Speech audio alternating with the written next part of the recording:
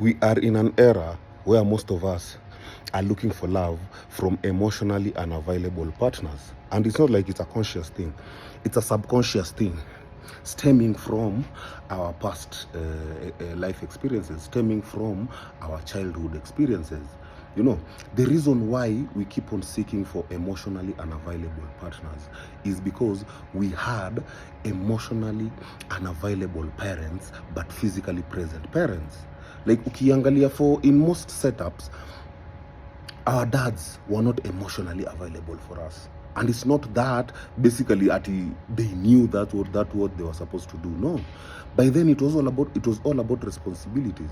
Our dads would go to work to make sure their families are okay. Your party emotions nani, that had nothing to do with them. When your dad comes back home, there are times whereby your mom would even tell you, hey, can you let your dad relax?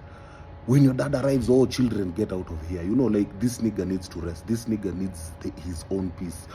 So we rarely saw our fathers being emotionally available for us. We rarely saw that thing. You know, all we saw was our fathers, when we equate emotional availability, was when they were investing in their hobbies. Like, our fathers would go hard on their hobbies. And it was allowed. I mean, the whole week, nigga is, you know, giving his all so that he can provide for his family. So over the weekend, he needs to release. We would see our fathers how they would be with their cars. We would see our fathers how they'd be with their projects. They'd invest emotionally fully there. But we'd rarely see that on the children. Leave alone even the children. We'd rarely see that even on our moms. So for us, we never equated love with the emotional availability, because we don't know what emotional availability is. What we equated love with the responsibility. So till now, when you're looking for love, what are you looking for? You're looking for responsibility. But deep down, the emotional need for love is there. That will never get lost. And with more awareness, you come and realize, hey, actually, I really need that emotional love. You know, like, with the more you love yourself, you come and realize, hey, you know, you need that vulnerability, but we were never given that. So we had present fathers, but absent emotionally. And till what now, the way we equated the love to roles and responsibility till today. When you're looking for a partner, what are you looking for? If it is a man, I'm looking either for a man who can provide, I'm looking a man who can take care of me, a man who can do this. When you're looking for a woman, I'm looking for a woman who can do this. I'm looking for a woman, you know, like, we are not looking at the emotional sense of things. We are looking at the responsibility sense of things, because that's what we grew up seeing. So now you end up finding someone who's, he has all those roles, but they are not emotionally mature. They are not emotionally available. Now you end up in toxic relationships. You end up in abusive relationships. This guy is doing everything for you apart from loving you. What do? You go seek validations out there. Right now, that's what's happening in most relationships. You know, you are in a good relationship where everything is provided, everything is there, apart from the emotional love. Where do you go looking for that emotional love? We end up in some unfaithful situations. Why? Because you are running away from what you thought was actually love. You come and realize, actually, no, the emotional need for love is screaming right now. You know, and here are some of the signs that we had an absent parent emotionally, but a present parent physically.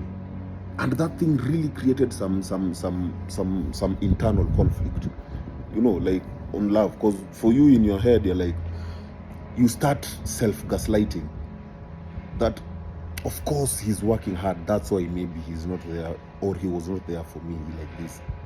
Of course, he's giving us a best life, that's why he was not there emotionally.